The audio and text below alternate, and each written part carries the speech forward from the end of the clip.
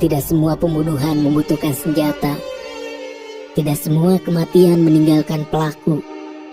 Ada kematian yang lahir dari rangkaian peristiwa kecil, terlalu sepele untuk dicurigai, terlalu rapi untuk dipertanyakan. Dan ketika semua orang sepakat menyebutnya sebuah kecelakaan, disitulah pembunuhan paling sempurna terjadi. Inilah kisah tentang seorang pria yang tak dianggap ada, namun dengan kejeniusannya, kasus pembunuhan seolah hanya kasus kecelakaan biasa.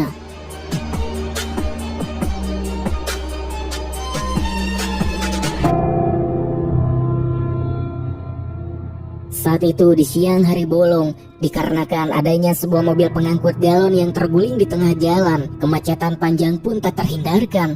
Di tengah kemacetan itu, seorang pengusaha paruh baya yang tengah mengendarai mobil mewahnya terlihat kuku lutus marah-marah dikarenakan ia sedang terburu-buru karena investor sedang menunggunya. Di tengah kesabaran yang setipis tisu akibat macet, sebuah motor kurir makanan hampir menyenggol mobil mewahnya. Tak terima, si pria paruh baya ini pun kemudian melontarkan kata-kata kasar kepada si kurir makanan.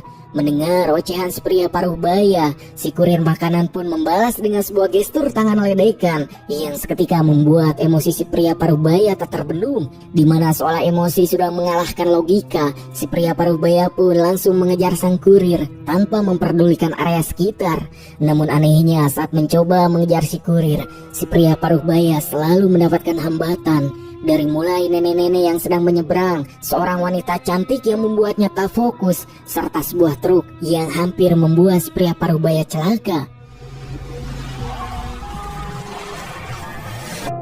Hingga tanpa sadar, si pria paruh baya memasuki area konstruksi yang belum selesai, dan sialnya mobilnya malah tersangkut, membuat si pria paruh baya turun dari mobil dengan amarah memuncak. Tetapi seolah kesialan belumlah usai, karena area tersebut merupakan area konstruksi yang belum selesai. Sebuah cat malah jatuh, tepat mengenai mobil mewahnya yang seketika membuat si pria paruh baya semakin jengkel. Di tengah rasa jengkelnya, dirinya malah menarik spanduk yang hal itu hampir menjatuhkan alat berat di atasnya. Untung saja tak terjadi apa-apa, namun sedetik kemudian sebuah tembok tiba-tiba roboh yang langsung menimpa tubuhnya hingga membuat si pria paruh baya tersebut pun tewas di tempat itu juga. Singkatnya, berita kematian si pria paruh baya muncul beberapa jam kemudian yang diberitakan jika tewasnya diakibatkan kecelakaan konstruksi. Tetapi yang sebenarnya terjadi kepada si pria paruh baya bukanlah kecelakaan biasa, melainkan seorang pria jenius yang sudah merancang sedemikian rupa untuk memanipulasi tewasnya si pria paruh baya agar terlihat seolah kecelakaan biasa. Pria jenius tersebut bernama Yung. Yung terlihat seperti orang biasa, pakaiannya sederhana dan wajahnya mudah dilupakan. Ia tak mencolok, tak berbahaya, namun di balik penampilan yang nyaris tak berarti itu tersembunyi sebuah pikiran jenius sekaligus sangat berbahaya. Baginya, dunia adalah rangkaian sebab dan akibat. Sebab manusia bergerak mengikuti kebiasaan, dan kebiasaan selalu bisa diprediksi, seperti jam berangkat kerja, rute pulang, emosi saat marah, keputusan kecil di detik yang salah. Yung mengumpulkan semua itu lalu menyusunnya seperti potongan puzzle, dan ketika semuanya sudah sempurna, kematian seperti si pria paruh baya akan terjadi dengan sendirinya.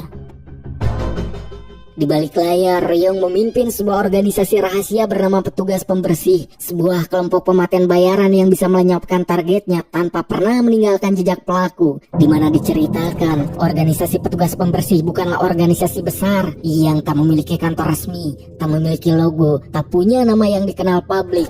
Yung sendiri membangun kelompok ini dengan satu prinsip sederhana: semakin sedikit orang yang tahu, semakin aman semuanya. Yung memanggil 3 orang kepercayaannya. Yang pertama, Jungman, pria dengan kemampuan membaca situasi sosial. Ia tahu kapan harus muncul dan kapan harus membuat orang lain memperhatikan hal yang salah. Yang kedua, Chon, ahli penyamaran. Ia bisa menjadi siapa saja seperti pekerja proyek, pengemudi, juga petugas kebersihan. Dan yang terakhir, Jackie, sang otak lapangan, perempuan satu-satunya dalam kelompok tersebut. Ia yang menerjemahkan rencana Yung menjadi langkah konkret, yang dimana di momen pertemuan mereka setelah mendapatkan upah masing-masing dari pembayaran tugas pematenan si pria paruh baya, biasanya pertemuan mereka berjalan singkat dan langsung bubar. Namun kali ini berbeda sebab Yung duduk lebih lama dari biasanya. tatapannya kosong. Pikirannya tidak sepenuhnya hadir, sebab ternyata Young memikirkan kembali teringat dengan kematian Jack, temannya yang sampai sekarang terus menghantuinya. Cerita pun kemudian flashback. Malam itu tanggal 24 Desember, kota dipenuhi cahaya, lampu Natal menggantung di setiap sudut jalan, musik perayaan mengalun dari toko-toko yang masih buka hingga larut malam. Orang-orang tersenyum menikmati suasana libur Natal. Mereka percaya malam itu adalah malam yang sangat aman. Namun di sebuah persimpangan yang terlihat biasa, sebuah mobil bus melaju sedikit lebih cepat dari seharusnya, dan ketika lampu lalu lintas berubah, sebuah insiden tabrakan pun terjadi.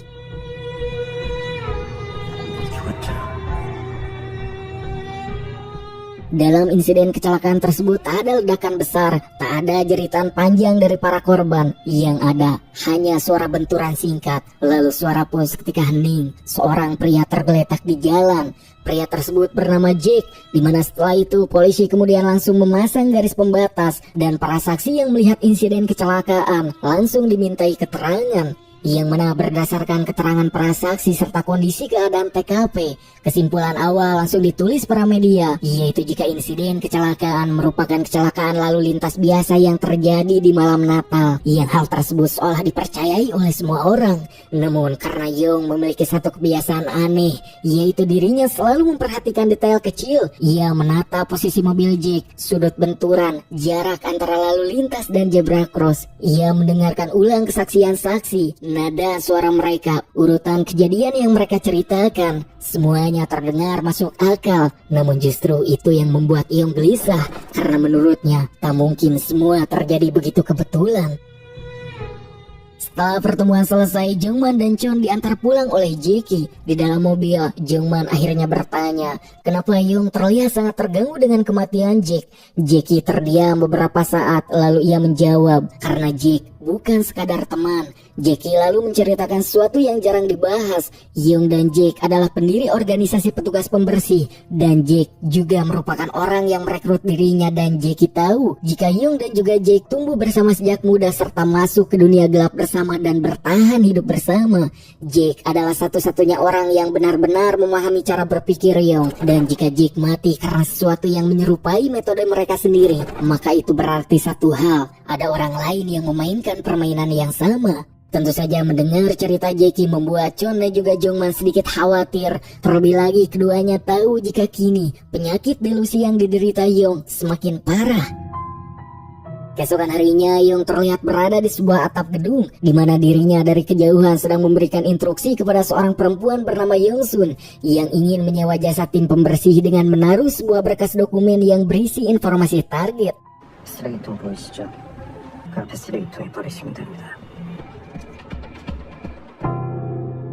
Dan setelah berhasil mendapatkan berkas dokumen, dirinya pun kembali ke rumahnya untuk meneliti siapakah target yang diminta Young-sun klien barunya, di mana ternyata target tersebut adalah seorang jaksa senior bernama Sung-ik, yang tanpa diduga Sung-ik adalah ayah Young-sun sendiri. Membuat Young penasaran kenapa Young-sun menginginkan kematian ayahnya. Namun setelah membaca halaman lain dari berkas yang diberikan Young-sun, ternyata alasan Young-sun melakukan itu dikarenakan Young-sun menduga jika kematian ibunya yang adalah pengusaha properti sukses dilakukan oleh ayahnya sendiri yang seorang jaksa berpengaruh. Sebab saat itu sang ibu terseret skandal suap yang jika sampai terekspos, maka karir sang ayah sebagai seorang jaksa akan terancam.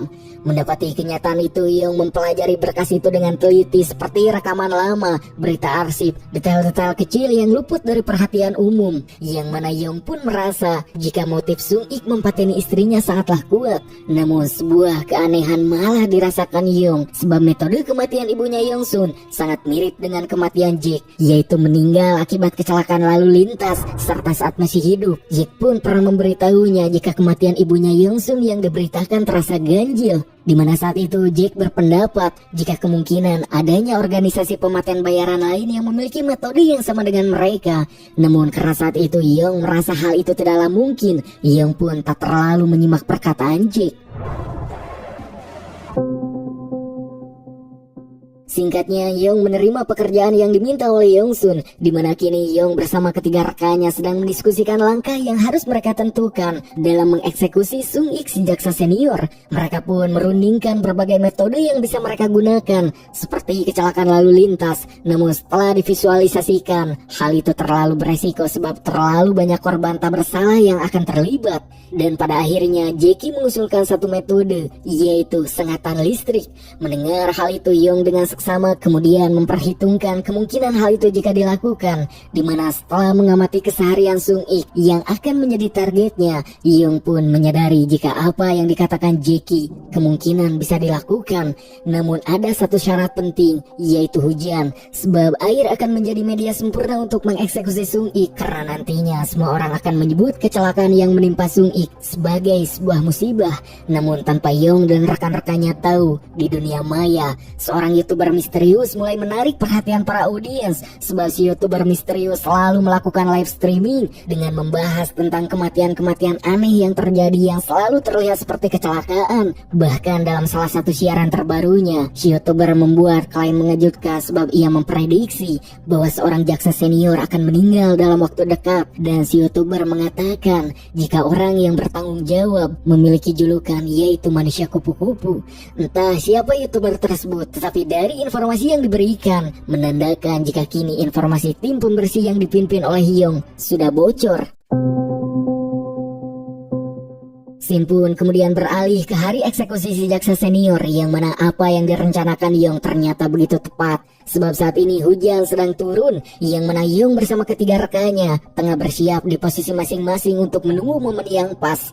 Saat wartawan berkumpul untuk meliput si jaksa senior, Yong dan timnya bergerak sesuai instruksi. Namun tepat sebelum eksekusi dimulai, Yong mendengar percakapan telepon Sung Ik yang menyebut nama Yongsun anaknya kepada seseorang di telepon. Mendengar hal yang tak terduga, Yong langsung berpikir kemungkinan jika Sung Ik telah menyewa petugas pembersih lain untuk mempateni Yongsun anaknya sendiri. Membuat Yong yang biasanya selalu tak dicampuri rasa emosi dalam aksinya, kini dirinya merasakan sesuatu yang berbeda karena merasa jika dirinya tak segera mempateni Sung Ik malam ini, maka Yongsun lah yang akan terancam. Untuk itu Yong langsung memberikan sebuah kode perintah kepada rekan-rekannya untuk segera bertindak. Akan tetapi Jackie tidak merespon, ia menghilang, membuat Jongman panik dan meminta Yong membatalkan misi. Namun Yong yang tak mau menyia-nyiakan kesempatan kemudian berpikir tenang dan menyadari jika rencana tidak bergantung kepada satu orang. Hingga flash kamera menyala terang, kursi roda terlepas dan aliran listrik menyambar. Dalam 1 detik, Sung Ik sang jaksa pun pulang ke rahmatullah tanpa teriakan.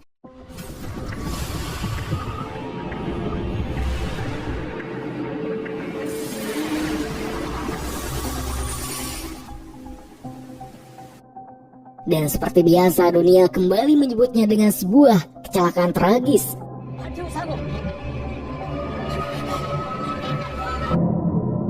Setelah eksekusi, Yong yang merasa ada sesuatu yang aneh, kemudian melihat sebuah bayangan misterius. Yong pun menyuruh Jongman untuk mengejar orang tersebut. Akan tetapi Jongman malah kecelakaan yang membuat Jongman meninggal.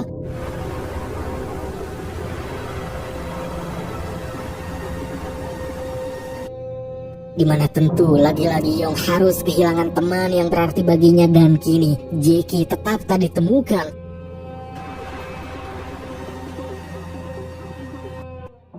Yong pun mulai mencurigai 2 orang yang tersisa yang kemungkinan telah berkhianat, yaitu Jackie yang tiba-tiba hilang, serta Chon yang terlihat semakin aneh. Akan tetapi dalam kebingungan yang kini Yong rasakan, dirinya malah mendapati masalah lain, yaitu penyakit delusi Yong semakin parah. Sejak malam eksekusi jaksa itu, Yong tidak lagi tidur dengan tenang. Setiap suara kecil terasa seperti tanda bahaya, setiap bayangan terasa seperti ancaman. Ia tak lagi yakin siapa yang bisa dipercaya, dan yang paling menakutkan, ia mulai tak yakin pada pikirannya sendiri. Sementara di sisi lain, YouTuber misterius kini menjadi viral sebab prediksinya mengenai kematian sang jaksa senior terbukti benar, yang hal itu membuat Yongsun khawatir. Terlebih lagi seorang petugas kepolisian bernama Jin juga menyelidiki kematian Sung Ik, sebab walaupun sudah dinyatakan sebagai kecelakaan, tetapi Jin merasa ada sesuatu yang janggal. 아버지가 사고로 죽은 게 아니라고 생각하는 보험금 과잉 취재 그 부분은 저희도 수사하려고 합니다. 가보겠습니다. Sementara itu, Yong kini berhasil menemui Jackie yang terlihat sangat kacau setelah pergi dari pekerjaan, di mana Yong yang melihat perubahan Jackie membuat Yong semakin was-was mengenai apa yang sebenarnya terjadi di belakangnya. Tetapi untuk saat ini Yong tak ingin menanyai Jackie secara langsung, dikarenakan Yong melihat ketakutan dalam diri Jackie yang Jackie tutupi. Terlebih lagi saat ini Yong sedang sibuk mengamati Yongsun sebab Yong merasa ada sesuatu yang disembunyikan.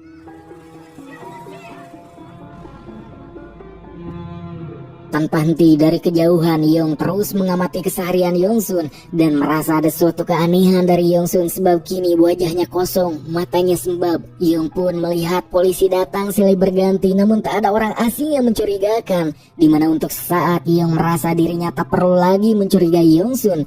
Namun tepat saat Yongsun akan pergi, perhatiannya tertuju kepada satu sosok lain yang tiba-tiba datang menemui Yongsun, yaitu seorang pria kantoran. Pakaiannya rapi, gerak-geriknya tenang, wajahnya terlalu biasa, dan justru itulah yang membuat Yong curiga. Naluri Yong berkata pria ini bukan orang sembarangan. Ia mulai mengikuti pria tersebut dari kejauhan, mengamati rute pulangnya, jam kerjanya, orang-orang yang ditemuinya. Sedikit demi sedikit, Yong mulai menyusun cerita di kepalanya sendiri. Pria tersebut mungkin adalah petugas pembersih lain, seorang yang menyusup diam-diam, menggunakan metode yang sama dan kini berusaha menghabisi. Kecurigaan Yong semakin kuat ketika ia mendengar siaran langsung YouTuber misterius. Dalam siarannya, YouTuber itu menjelaskan ciri-ciri seorang petugas pembersih, yaitu tenang, tak mencolok, bekerja di balik layar, dan semua ciri-ciri itu terlalu cocok dengan pria kantoran yang sedang Yong ikuti. Malam harinya Yong menyusup ke kantor pria tersebut. Di sebuah laci ia menemukan sebuah berkas. Nama seorang jurnalis muda tercantum di sana. Ada tanggal, ada catatan singkat. Bagi Yong ini adalah bukti kuat sebab target berikutnya sudah ditentukan. Sebelum pergi Yong memasang alat penyadap. Ia ingin memastikan seluruh kecurigaannya terhadap si pria kantoran.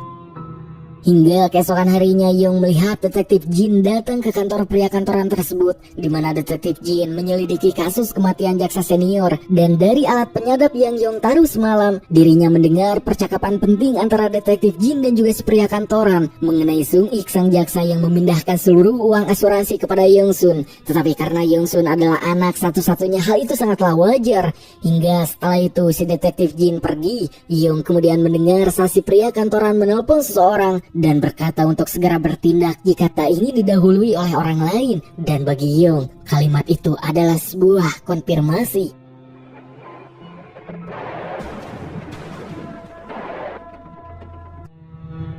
Keesokan harinya Yong yang kini yakin jika Yongsun sedang menjadi target untuk disingkirkan, di mana Yong melihat Yongsun menemui si pria kantoran untuk membicarakan uang asuransi. Namun Yong merasa ada yang aneh sebab Yongsun terlihat ketakutan serta si pria kantoran berkata bahwa Yongsun yang sudah berhutang budi kepadanya dan meminta imbalan yang pantas atas semua jasanya. Mendengar hal itu Yong pun sadar jika ternyata Yongsun telah menyewa petugas pembersih lain. Namun kini yang menjadi pertanyaan, siapakah target yang diminta Yongsun kepada si pria kantoran?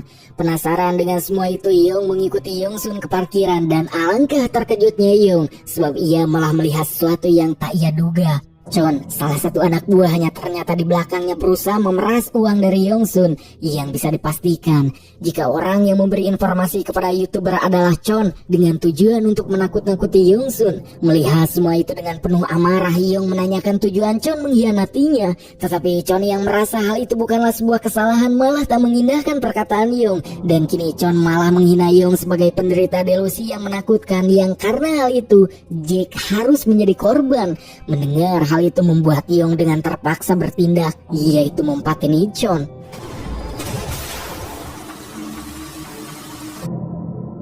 Hingga setelah itu Yong yang kini masih diliputi rasa kebingungan akan yang terjadi. Hal yang tak terduga kembali terjadi ketika sebuah teriakan terdengar. Dan Yong dengan mata kepalanya melihat Yongsun terjatuh dari atap gedung, yang seketika membuat Yongsun innalillahi. Belum sempat mencerna dengan situasi yang sedang terjadi, telepon Yong tak lama berdering. Dan Yong mendengar suara Jackie yang sedang panik, di mana Jackie berkata hidupnya dalam bahaya.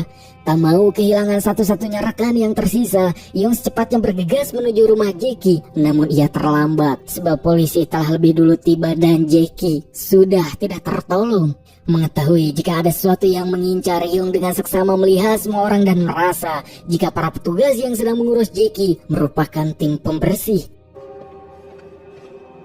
Setelah itu Young kembali ke rumahnya dan saat Young masuk ke rumahnya, ia terdiam. Segalanya berantakan, barang-barangnya hilang, dokumen lenyap dan papan catur kesayangannya juga raib. Di titik itu Young merasa benar-benar kalah. Ia yakin si pria kantoran bukanlah lawan biasa, tetapi Young merasa dirinya harus segera melenyapkan si pria kantoran sebelum dirinya yang dilenyapkan. Di sisi lain kota, YouTuber misterius itu menyamar sebagai kurir paket. Ia menyusup ke stasiun TV. Tujuannya satu, menyabotase siaran dan mengungkap identitas manusia kupu-kupu. Sementara itu Young terlihat sedang merencanakan sesuatu untuk mengakhiri semuanya, yaitu merencanakan pematenan terakhir terhadap pria kantoran yang Young duga sebagai dalang dari semua kekacauan yang terjadi. Namun sebelum rencana itu berjalan, siaran televisi mendadak terganggu. YouTuber misterius muncul di layar dan ia mengucapkan satu kalimat yang menghancurkan segalanya. Si YouTuber itu mengatakan jika identitas manusia kupu-kupu adalah Young. Melihat hal itu, satu persatu potongan kenyataan runtuh. Pria kantoran yang Young curigai sebagai pematen bayaran dan memiliki organisasi petugas pembersih ternyata hanyalah pegawai asuransi, berkas jurnalis, bukan target eksekusi, melainkan penerimaan sumbangan Young Sun. Tak ada organisasi pembersih lain, tak ada pengkhianatan terencana. Young pun kembali mengingat perkataan rekannya yang ternyata semuanya untuk memberitahu Young jika Young sudah bertindak di luar kendali, sebab semua pematenan tambahan yang Young curigai dilakukan oleh orang lain ternyata adalah hasil dari delusi Young sendiri. Young pun akhirnya menyadari bahwa musuh terbesarnya bukanlah di luar, musuh itu ada di dalam kepalanya sendiri.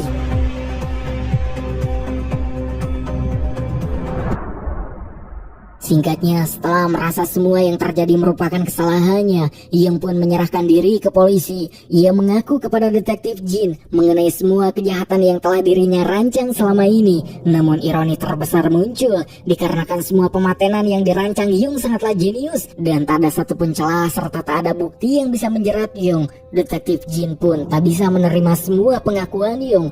Namun detektif Jin menyuruh Young untuk pergi menemui psikiater sebab menganggap jika Young adalah ODGJ yang mengaku-ngaku sebagai pematen untuk mencari popularitas. Mendengar hal itu tentu membuat Young hancur sebab dirinya kini sama sekali tak bisa berbuat apapun, bahkan untuk mempertanggungjawabkan perbuatannya sendiri.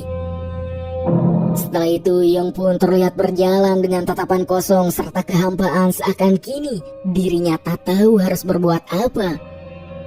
Hingga tanpa diduga sebuah plot twist pun terungkap, di mana ternyata detektif Jin ternyata adalah petugas pembersih lain yang sejak awal sudah merencanakan untuk menghancurkan Young dengan cara yang berbeda, yaitu menggunakan kejeniusan Young sendiri.